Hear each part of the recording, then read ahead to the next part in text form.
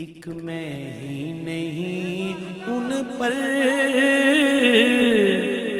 قربان زمانہ ہے کہ گناہوں کی سزا ہے، ہم کو بھی خبر ہے کہ گناہوں کی سزا ہے، مگر وہ خطا پوش ہمارا بھی تو خدا ہے، مگر وہ خطا پوش ہمارا بھی تو خدا ہے ناز زہد کو جنت پہ تو بجا ہے، مگر پلڑے میں ہمارے بھی محمد کی بنا ہے۔ یہ تھے جناب محترمی مکرمی معظمی حافظ عبدالشکور صاحب، جو بہت ہی خوبصورت انداز میں اپنی حاضری پیش فرما رہے تھے۔ دعا ہے کہ اللہ تعالیٰ آپ احباب کا سماعت فرمانا اور آپ جناب کی حاضری لگوانا اپنی بارگاہ میں منظور اور قبول فرمائے۔ سامعین محترم، وقت چونکہ بہت گزر چکا ہے اور میں دیکھ رہا ہوں کہ پروگرام ہی نیڑے آن لگے تو تسے نیڑے آن لگے۔ اللہ تعالیٰ تمہاری حاضری کو قبول کرے۔ سامعین محترم، میں بلا تاخیر نعرہ تکبیر، نعرہ رسالت، نعرہ تحقیق، نعرہ حیدری، علماء حق علیہ سنت، محترم جناب پیر طریقت، رہبر شریعت، واقف پرسرار حقیقت جناب حافظ سید فخر حسین شاہ بخاری صاحب دامت برکاتہم العالیہ۔ نحمده ونصلي ونسلم على سيدنا ومولانا محمد رسوله النبي الكريم الأمين المكين الحنين الرؤوف الرحيم وعلى آله وصحبه أجمعين. أما بعد فأعوذ بالله من الشيطان الرجيم. بسم الله الرحمن الرحيم. قل هو الله أحد الله الصمد لم يلد ولم يولد ولم يكن له كفوا أحد. صدق الله مولانا العظيم. إن الله وملائكته يصلون على النبي يا أيها الذين آمنوا صلوا عليه وسلموا تسليما. بآواز بلند محمد و آل محمد پر درود و سلام کا نذرانہ پیش کریں۔ اللہم صل وسلم علی سیدنا ومولانا محمد وعلى آل سيدنا ومولانا محمد وبارك وسلم. الصلاة والسلام عليك يا رسول الله وعلى آلك وأصحابك يا سيدي يا حبيب الله. مولاي صل وسلم دائما أبدا على حبيبك خير الخلق كلهم. اس کی کو تھوڑی سی کم کر دیں۔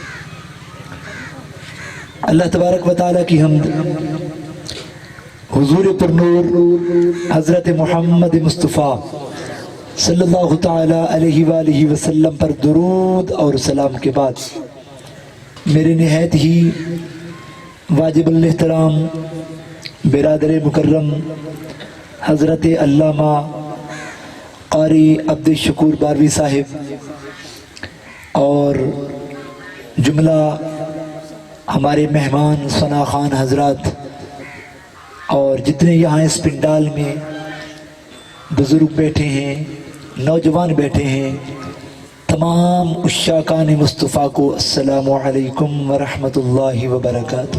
وعلیکم السلام۔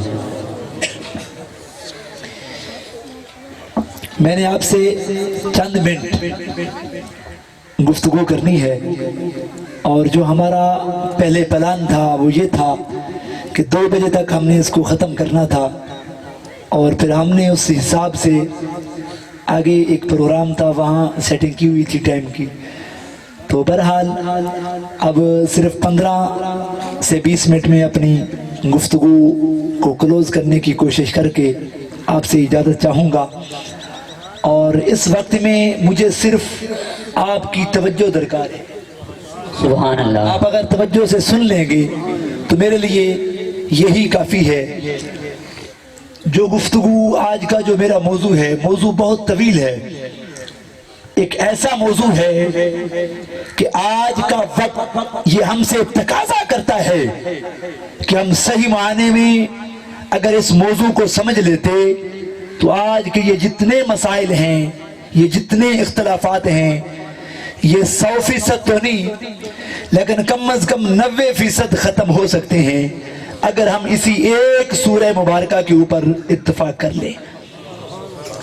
सूरह मुबारका वो सूरह मुबारका है कि जो मक्की सूरह है और आप में से तकरीबन सबको याद होगी।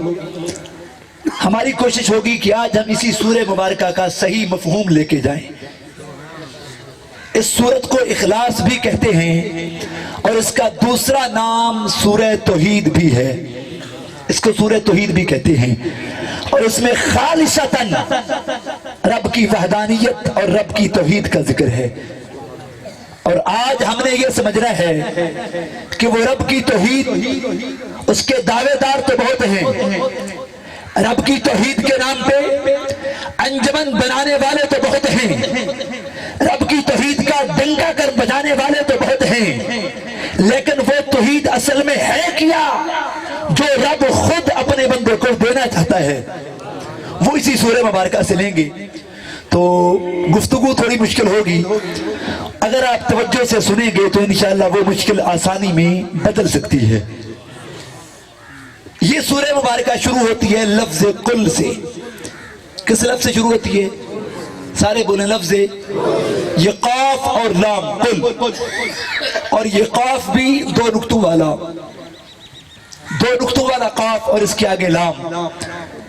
पूरे कुरान पाक के अंदर ये काफ और लाम जहां भी आया, इस काफ और लाम से मुराद है ज़ाते मुस्तफा। हर एक मकतबा फिक्र वाले ने, चाहे कोई जिस मर्जी मसलक से ताल्लुक रखता है, बस इसी कुल से हर एक ने मुस्तफा की जात को लिया। किसी ने माना कर दिया कि ए हबीब आप फरमा दीजिए, किसी ने कहा कि आप बतला दीजिए, किसी ने कहा कि आप कह दीजिए। अल्फाज बदल बदल के मतलब एक निकलता है कि इस कुल से मुराद है ज़ाते मुस्तफा। सुभान अल्लाह। अब अल्लाह की तौहीद को समझिए। अल्लाह ने अपनी तौहीद की बात करना चाहिए तो अपनी तौहीद की बात करने से पहले अल्लाह तबारक व तआला ने अपनी वहदानियत का ऐलान करने से पहले रखा मोहम्मद मुस्तफा की जात को। मोहम्मद मुस्तफा की जात को रखा। अल्लाह ने फरमाया कुल हबीब आप फरमा दीजिए। अगला जुमला है होवा। अगला लफ्ज जो है वो है होवा। होवा का माना बनता है वो। होवा का माना क्या बनते हैं? समझ आ रही है मेरी बात की? अच्छा ये बताएं, वो जो लफ्ज है ये दूर वाले के लिए बोला जाता है या करीब वाले के लिए? दूर वाले। जो दूर हो उसके लिए बोला जाता है वो, जो हो करीब बोला जाता है ये। अरबी में कहें तो उसके लिए दूर वाले के लिए लगेगा होवा, करीब वाले के लिए लगेगा हाजा। उर्दू में कहें तो वो, करीब कहें तो ये। तो गोया अल्लाह तबारक व तआला ने ज़ाते मुस्तफा का तारफ करवाने के बाद अगला जो जुमला बोला वो करीब का नहीं रखा बल्कि दूर का रखा। फरमाया होवा, होवा फरमाया। इसको खोल के जरा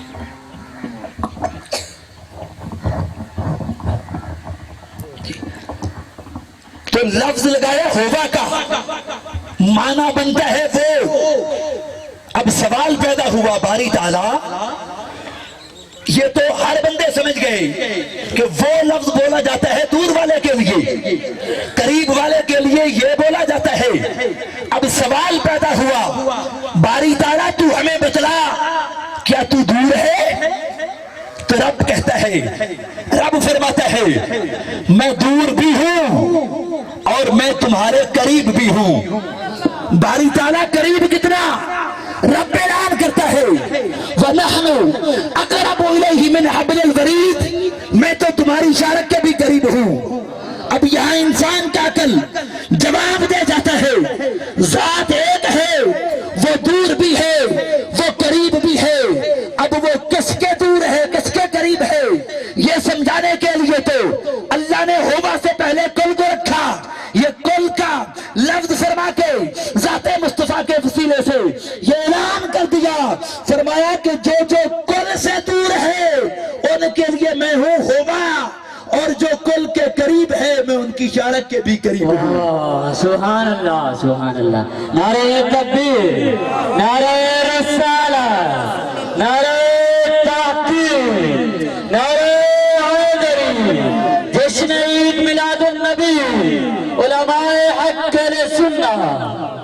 یہ دور ہونا رب کا یہ بھی قرآن کی نص ہے، اس کا قریب ہونا یہ بھی قرآن کی نص ہے. اب رب دور کس کس سے ہے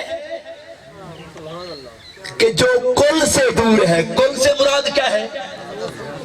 اونچی بولیں ذرا، سارے بول لیں، کوئی مسئلہ نہیں ہے. حضرت محمد صلی اللہ علیہ وسلم میرے آقا کریم کی ذات ہر ایک نے اس کا یہی معنی لیا.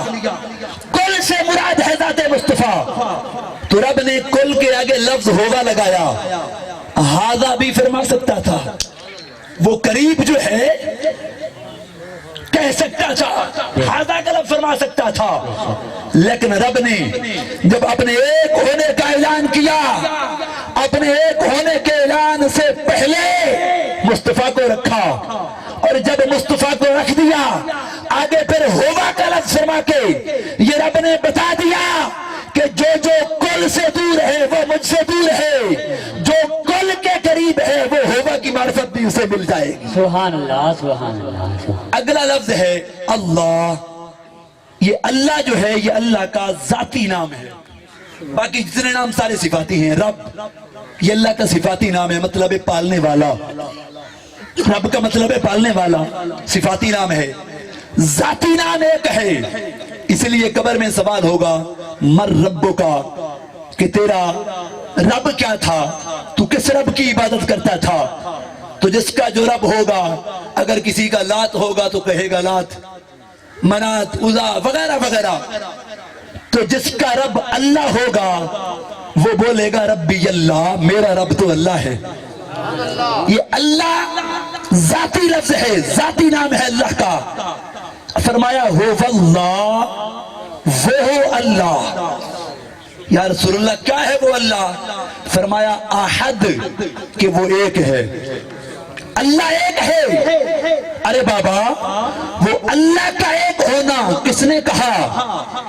اللہ کے ایک ہونے کی خبر کس نے دی؟ اسی کل نے تو دی.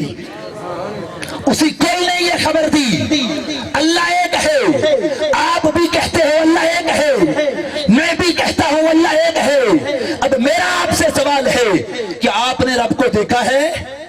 جس نے دیکھا ہے ذرا ہاتھ کھڑا کرے. نہیں دیکھا، پھر بھی ایک مانتے ہو، وہ دو بھی تو ہو سکتے ہیں. ایک کیوں مانتے ہو؟ تو آپ کا جواب یہی ہوگا، ایک اس لیے مانتے ہیں کیونکہ کل نے کہا. سبحان اللہ. واہ. اس محمد کریم نے کہا کہ وہ اللہ ایک ہے. بس جو جو محمد نے کہہ دیا وہ دین بھی بنتا گیا، اسلام بھی بنتا گیا، وہی ایمان بھی بنتا گیا. تو گویا یہاں بڑا پیارا آپ کو جملہ دے رہا ہوں، اللہ کو ایک مانو، لیکن اللہ کو ایک ماننے سے پہلے اللہ اس کا ایک ماننا اپنی بارگاہ میں قبول کرتا ہے جو خدا سے پہلے مصطفیٰ کو مانے. سبحان اللہ. بے شک. اللہ کو ماننے سے پہلے مصطفیٰ کو مانو. پس جب تم مصطفیٰ کو مان لو گے پھر وہی مصطفیٰ تمہیں خدا کی معرفت دلا دیں گے، پھر تمہیں خدا کی معرفت بھی ملے گی. پھر تم اللہ کا ایک ہونا جو تم اعلان کرو گے تمہارا قبول ہوگا. یہی بات سمجھانے کے لیے مثال دیتا ہوں. مجھے بتائیں یہ جو مرزائی ہیں یہ مسلمان ہیں یا غیر مسلم ہیں؟ کیوں اللہ کو تو ایک مانتے ہیں، آپ ان کو غیر مسلم کیوں کہتے ہو؟ اگر خدا کو ماننا ایمان ہوتا تو اللہ کو تو مرزائی بھی مانتے ہیں، اللہ کو تو عیسائی بھی مانتے ہیں، اللہ کو تو یہودی بھی مانتے ہیں، یہ سارے اللہ کو ایک مانتے ہیں۔ اگر اللہ کو ایک ماننا ایمان ہوتا تو پھر ان کو کافر کیوں کہتے ہیں؟ جواب یہی آئے گا، اللہ نے بتا دیا، فرما دیا مجھے ایک مانو، پر مجھے ایک ماننے سے پہلے تم کل کو سمجھو، پہلے کل کو مانو، سبحان اللہ، میرے آقا کریم کی ذات کو مانو۔ تو گویا جس نے خدا سے پہلے مانا مصطفیٰ کو، اسی کا ایمان مکمل بھی ہوا، وہی مسلمان بھی ٹھہرا۔ سبحان اللہ، سبحان اللہ، خدا کو ایک مانتے ہیں۔ آپ کہیں شاہ صاحب آپ نے ایسے یہ ذوق میں ایسے بات کر دی، اس کے اوپر کوئی دلیل دیں۔ آئیے چلتے ہیں صحابہ کرام کی بارگاہ میں، ان صحابہ کرام نے خدا کو کس طرح مانا۔ خدا کی عزت کی قسم، صحابہ نے خدا کو بعد میں مانا، پہلے مصطفیٰ کو مانا تھا۔ سبحان اللہ، خدا کو بعد میں مانا، پہلے مصطفیٰ کو مانا۔ میرے آقا کا ایک غلام وہ بعد میں منتا ہے، اس وقت غیر مسلم تھا، کافر تھا، ارادہ کرتا ہے دل میں آج جاتا ہوں، ہاتھ میں اس نے تلوار اٹھائی کہ جنگ کا موقع ہے، غزوہ کا موقع ہے، آج یہ ہمارے پاس یہ سنہری موقع ہے کہ مسلمانوں کے نبی کا جا کے توبہ نعوذ باللہ میں خاتمہ کرتا ہوں، سر تن سے جدا کروں گا اور اپنے بڑوں سے ایوارڈ وصول کروں گا۔ بس یہی سوچ کر ہاتھ میں تلوار اٹھاتا ہے، گھوڑے پہ سوار ہوتا ہے۔ جب گھوڑے پہ سوار ہو گیا، آیا میدان جنگ میں، جب آیا نا میرے مصطفیٰ کریم کے سامنے، بس کیا ہوا؟ جب اس کی نظر اٹھی اور چہرے مصطفیٰ پہ پڑی تو اس کے دل کے اندر حضور کی محبت پیدا ہو گئی۔ جب حضور کی محبت پیدا ہوئی، اس کی تقدیر نے بدلنا شروع کر دیا، تقدیر حرکت میں آ گئی۔ بس حضور کی محبت دل میں آئی، بس جب حضور کی محبت دل میں آئی، اگلے جو جملے آپ کو دے رہا ہوں وہ میرے نہیں ہیں، اس حضور کے غلام کے ہیں جو اس وقت غلامی کا پٹا اپنے گلے میں ڈال رہا تھا۔ تو گویا اس نے کہا، اب بات کی نا میں نے کہ پہلے خدا کو مانا صحابہ نے یا مصطفیٰ کو مانا، تو یہ سنیے، وہ کہنے لگا ہے محمد صلی اللہ علیہ وسلم، اگر میں آپ کو مان لوں مجھے انعام میں کیا دو گے؟ انعام بھی تو ہونا چاہیے، کیا ملے گا انعام میں؟ بس میرے کریم آقا کے سامنے جب اس شخص نے یہ کہا، اے محمد اگر میں تجھے مان لوں مجھے انعام میں کیا ملے گا؟ تو سامعین محترم، اب ان جملوں میں کہیں اللہ کا ذکر آیا نہیں، نہ تو اللہ کے ایک ہونے کی بات کی، یہاں تک بات نہ ہوئی تھی، اس نے پہلے مصطفیٰ کو مانا۔ اب اگلے جملے میرے آقا کے بڑے پیارے ہیں اور آپ اپنے من کی تختی پہ نوٹ کرنا اور سن کے جھوم جانا۔ میرے آقا نے فرمایا اگر تو مجھے مان لے میں محمد تمہیں انعام میں جنت دوں گا۔ سبحان اللہ، کیا دوں گا؟ جنت دوں گا۔ پتہ چلا جنت اگر لینی ہو تو وہ بھی مصطفیٰ کے در سے ملتی ہے۔ نعرہ تکبیر، نعرہ رسالت، نعرہ خلافت، جشن عید میلاد النبی، لبیک لبیک لبیک یا رسول اللہ، لبیک لبیک لبیک یا رسول اللہ، لبیک لبیک لبیک یا رسول اللہ، نعرہ حیدری۔ تو گویا اس نے کہا، اے محمد اگر میں تجھے مان لوں انعام کیا ملے گا؟ آپ کے میرے کملی والے آقا نے فرمایا اگر تو مجھے مان لے میں تمہیں انعام میں جنت دوں گا۔ اس نے کہا محمد میں نے مان لیا، بتاؤ میں نے کیا کرنا ہے، کیا کہنا ہے؟ جب اس نے پہلے مصطفیٰ کو مان لیا تو پھر اس مصطفیٰ نے فرمایا هو اللہ احد، کہ وہ اللہ ایک ہے۔ بس اس اللہ کو ایک منوانے کے لیے زبان سے اقرار کروایا۔ اس شخص نے کہا لا الہ الا اللہ محمد الرسول اللہ، کلمہ پڑھا، دائرہ اسلام میں داخل ہو گیا۔ جب دائرہ اسلام میں داخل ہوا اب اس کے دل میں ایک اور جو ہے وہ جوش اپنا خیال آیا، اس نے کہا کہ یار جس کی خاطر میں نے اپنے باپ دادا کے دین کو چھوڑا، جس کی خاطر میں نے اپنے آباء و اجداد کے دین کو چھوڑ دیا، سب سے جب میں جاؤں گا تو وہ مجھے گلے نہیں لگائیں گے، جس کی خاطر میں اپنوں سے دور ہو گیا، کیوں نہ ہو اس کا چہرہ اتنا حسین، اس کے ہاتھ اتنے حسین، کیوں نہ ہو اس خوبصورت چہرے والے کے قدموں کا اتر کے بوسہ تو کر لوں۔ بس یہ دل میں خیال آیا، گھوڑے پہ سوار تھا، نیچے اترنے لگا اس خیال سے کہ اتر کے آقا کریم کے قدموں کا بوسہ کر لوں گا۔ کیوں؟ محبت جو تھی، محبت یہ کوئی پینے کی چیز نہیں ہوتی کہ بندہ گلاس میں پانی ڈال کے ایسے پی لے، محبت کو نہیں۔ یہ محبت جو ہے یہ ایک باطنی کیفیت کا نام ہے، اور یہ محبت دکھتی نہیں ہے، اس کو محسوس کیا جاتا ہے، اس کو پیا نہیں جاتا، محسوس کیا جاتا ہے۔ اس کے دل میں حضور کی محبت موجود تھی، تو گویا وہ نیچے اترا اس خیال سے کہ نیچے اتر کے اپنے محبوب کے قدموں کا بوسہ کر لوں گا۔ اترنے لگا، گھوڑے پہ سوار تھا، اس کا پاؤں رکاب میں پھنستا ہے، اور جب گرتا ہے نیچے اس کی روح اسی جگہ پرواز کر جاتی ہے، فوت ہو گیا۔ اگلے جملے بڑے پیارے، جب اس کا فوت ہونا تھا آپ کے میرے نبی نے اعلان کر دیا، فرما دیا میرے صحابہ اگر آپ میں سے کسی نے کسی جنتی کو دیکھنا ہو جیتے جیتے تو آ کے میرے اس غلام کی زیارت کر لو، یہ جنتی ہے، اس کی زیارت کر لو۔ تو گویا کیا ہوا، صحابہ کرام آ رہے ہیں، جوک در جوک آ رہے ہیں، حضور کے غلام کی زیارتیں کیے جا رہے ہیں۔ اگلا جملہ بڑا پیارا، میرے آقا نے فرمایا کہ اب اس کو غسل کا اہتمام کیا جائے، اس کو غسل دیا گیا، اس کے کفن کا اہتمام کیا جائے۔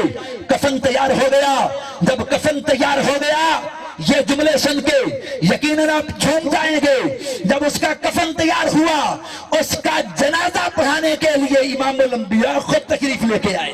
سبحان اللہ، سبحان اللہ۔ کس انداز میں آئے، کس طرح چلے، جب میرے آقا اس کا جنازہ پڑھانے کے لیے چل رہے تھے تو صحابہ کہتے ہیں ہم نے دیکھا کہ حضور نبی رحمت تاجدار مدینہ صلی اللہ تعالی علیہ وآلہ وسلم آپ جب چل رہے تھے تو آپ کے پورے پاؤں یوں زمین پہ نہیں لگ رہے تھے بلکہ اپنے یوں پنجوں کے بل چل رہے تھے، یوں پنجوں کے بل چل رہے تھے۔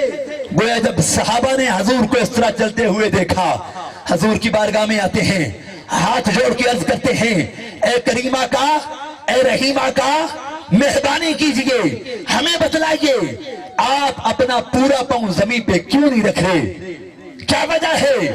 اگلے جملے بڑے پیارے ہیں، میرے آقا نے فرمایا میرے صحابہ آج میں اپنا پاؤں زمین پہ اس لیے نہیں رکھ رہا، پورا اس لیے نہیں رکھ رہا کیونکہ یہ جو میرا غلام ہے نا اس کا بڑا اونچا مقام ہے، فرمایا کہ یہ میرا بھی محبوب ہے، رب کا بھی محبوب ہے۔ سبحان اللہ، سبحان اللہ۔ فرمایا آج اس کے جنازہ کے اندر آسمان سے اتنے فرشتے آئے ہیں کہ مجھے پورا پاؤں رکھنے کی جگہ ہی نہیں مل رہی۔ سبحان اللہ۔ تو گویا اب میرا سوال، بات ختم کر دی میں نے کیونکہ میں آپ سے بھی زیادہ جلدی میں بیٹھا ہوں، 129 تک میں نے پہنچنا تھا 2:30 بجے اور 2:30 ادھر بج گئے۔ تو بہرحال حضور نبی رحمت تاجدار مدینہ صلی اللہ تعالی علیہ وآلہ وسلم کے اس غلام کو جنت ملی، حضور نے فرما دیا مل گئی۔ مجھے اتنا بتائیے وہ جنت اس کو کس عمل کی وجہ سے ملی، اس نے کتنی نمازیں پڑھی تھی بتائیں ذرا، کتنے روزے رکھے تھے؟ آج ہم میں سے کوئی 5 نمازیں پڑھ لے، کہتے میں نماز پڑھتا تو نماز نہیں پڑھی، تنقید، ہاں اصلاح کریں، دعوت دو، لیکن اس کا بھی طریقہ ہمارا دین بتاتا ہے۔ آج ہمیں اپنی نمازوں پہ مان ہے، اپنے روزوں پہ مان کرتے ہو، حج کر کے آ گئے، ایک حج کیا حاجی، دوسرا کر لیا الحاج بن گئے، تیسرا کیا الحاج سے بھی آگے بڑھتے گئے۔ یہ جتنے عمل کر لو خدا کی عزت کی قسم ان سب کا دار و مدار میرے کریم آقا کی ذات پر ہے۔ یہ نماز پڑھ کر بھی آج کا بڑے سے بڑا ملا، بڑے سے بڑا مولوی، بڑے سے بڑا علامہ، بڑے سے بڑا مفتی کوئی گارنٹی نہیں دیتا کہ آپ کی نماز قبول ہوگی۔ وہ رب چاہے تو قبول کر لے، اگر چاہے تو سیاہ کپڑے میں لپیٹ کے منہ پہ مارے۔ یہ لاکھوں روپے لگا کے حج کرنے جاتے ہیں، وہ رب چاہے تو قبول کر لے، اگر رب چاہے تو قبول نہ کرے، زور نہیں ہے کسی کا۔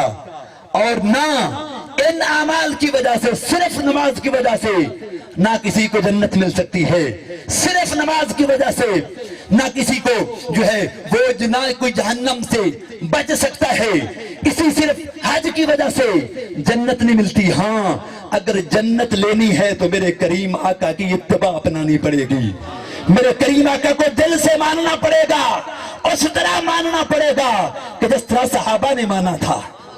آج اصحاب کے نام پہ انجمن تو بنا لیتے ہیں، میں کہتا ہوں اصحاب کے نام پہ انجمن بھی بناؤ، ذرا صحابہ کے عقیدے کو تو دیکھو، صحابہ نے مصطفیٰ کو کس طرح مانا تھا، صحابہ کی نظروں میں میرے کریم آقا کا کیا مقام تھا، کیا مرتبہ تھا۔ تو گویا آپ اس حدیث مبارکہ سے ثابت ہوا کہ وہ صحابی تو جنتی بن گیا، لیکن اس نماز نے اسے جنت نہ دلوائی، نہ روزے نے دلوائی۔ ابھی اس نے نہ کوئی نماز پڑھی تھی، نہ کوئی روزہ رکھا تھا، نہ کوئی حج کیا تھا، نہ کوئی زکوٰۃ و خیرات کی تھی، اور کوئی عمل نہ تھا سوائے ایک عمل کے۔ بس ایک عمل تھا، وہ عمل کیا تھا کہ وہ سچے دل سے مصطفیٰ کو مان بیٹھا تھا۔ اور سچے دل سے جو مان لے ان کی علامت پتہ ہے کیا ہوتی ہے؟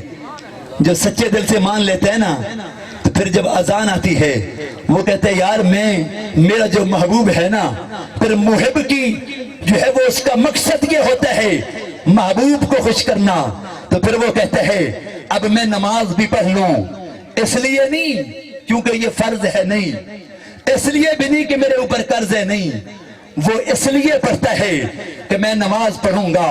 میرے آقا نے فرمایا قرۃ عینی فی الصلاۃ، نماز میرے آنکھوں کی ٹھنڈک ہے، نماز میں پڑھوں گا ٹھنڈک میرے آقا کو پہنچے گی۔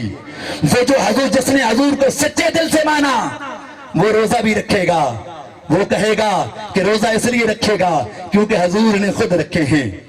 وہ یتیم کے سر پہ ہاتھ بھی رکھے گا، اس لیے رکھے گا کیونکہ آپ کے میرے نبی نے فرمایا کہ تم نے اگر کسی یتیم کے سر پہ شفقت بھرا ہاتھ رکھا، تمہارے ہاتھ کے نیچے جتنے بال آئیں گے اللہ اتنے گناہوں کو معاف فرما دے گا۔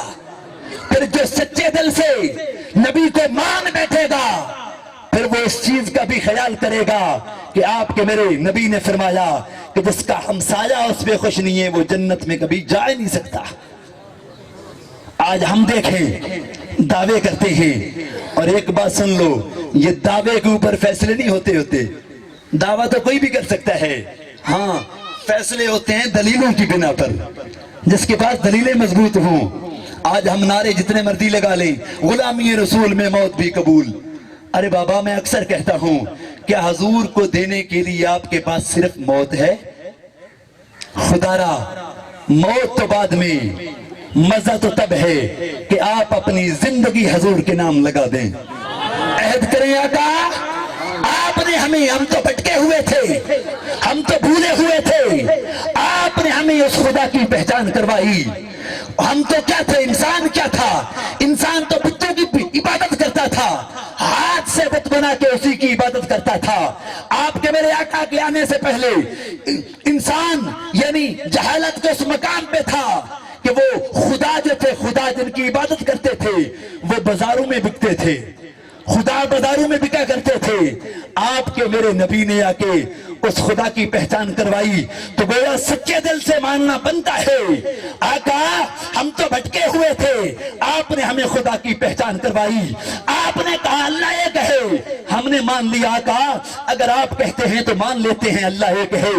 آپ کے میرے نبی نے کہا جنت ہے، ہم نے جنت دیکھی نہیں پھر بھی یقین رکھتے ہیں جنت ہے، اس لیے کیونکہ مصطفیٰ نے کہا جنت ہے تو مطلب ہے۔